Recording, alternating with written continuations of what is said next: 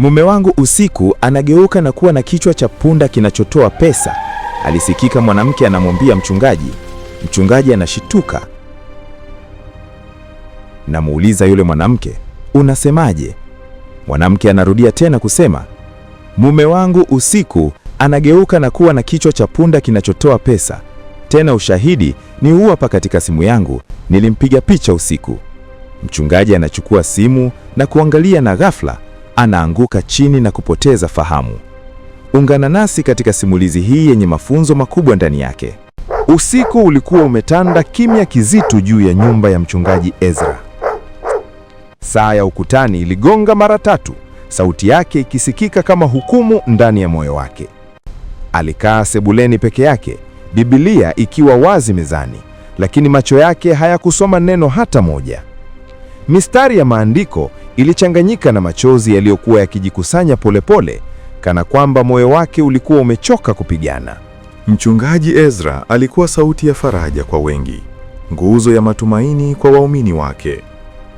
Kila Jumapili alisimama madhabahuni akihubiri juu ya upendo, uvumilivu na msamaha katika ndoa.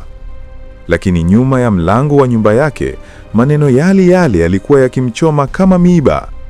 Ezra, tafadhali nisikilize. Nimejaribu mara nyingi na sasa nimejichoka. Ndoa yake na mke wake, Rebeka, ilikuwa kimya kisicho na amani. Hawakugombana tena, walikuwa wamechoka hata na mabishano. Kimya kilikuwa kimechukua nafasi ya mazungumzo, na vitanda viwili tofauti vilishuhudia umbali uliokuwa kati yao. Rebeka alikuwa ameanza kulala chumbani kwa watoto, akisingizia usingizi mwepesi. Lakini Ezra alijua ukweli, moyo wake haukuwa tena pale. Alikumbuka siku walipooana. Rebeka alikuwa amevaa gauni jeupe, macho yake yaking'aa kwa matumaini. Walikuwa wameapa kupendana katika shida na raha. Lakini miaka ilivyosonga, huduma ilimeza kila kitu. Ezra aliwahudumia watu wote, akasahau kumhudumia aliyekuwa karibu zaidi naye. Rebeka alizungumza mara nyingi mwanzoni. Alilia kimya kimya, akaomba muda, akaomba kusikilizwa. Lakini Ezra alikuwa na mikutano, maombi, mazishi, harusi. Kila mtu alikuwa muhimu, mpaka siku Rebeka alipoacha kuomba. Aliponyamaza, Ezra alidhani ameelewa. Hakujua kuwa alikuwa amekata tamaa. Siku ile Rebeka alipomwambia, Ezra, nimechoka, haikuwa kwa hasira, ilikuwa kwa sauti iliyokufa. Hakumtuhumu, hakupaza sauti. Alisema tu, niko peke yangu hata nikiwa ndoani. Maneno yale yalimbaki Ezra kama mwiba moyoni, lakini bado hakujua afanye nini. Mchungaji aliyewashauri wengine hakuwa na majibu kwa ndoa yake mwenyewe. Sasa, usiku huu wa kimya, Ezra aliinama, akaweka uso wake mikononi. Aliomba, lakini maombi yalikuwa mazito. Mungu, nimepoteza nini? Aliuliza kwa sauti ya chini.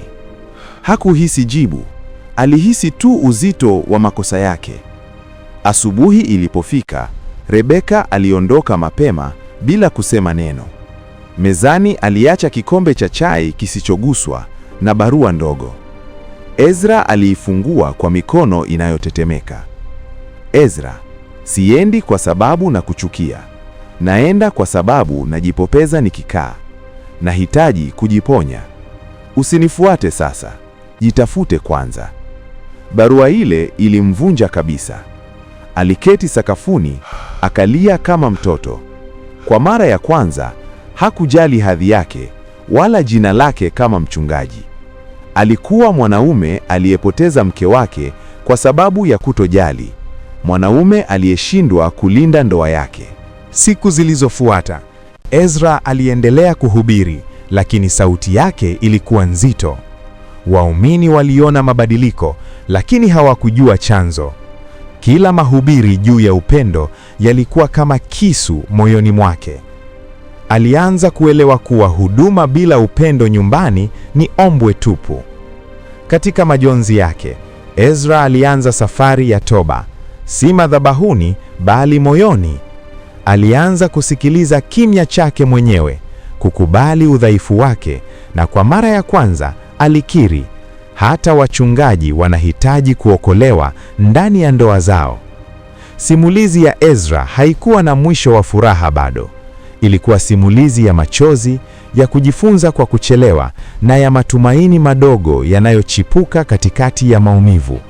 Kwa sababu wakati mwingine Mungu hutumia kuvunjika kwa ndoa kufunua moyo uliovunjika zaidi, ule unaohitaji kuponywa kwanza.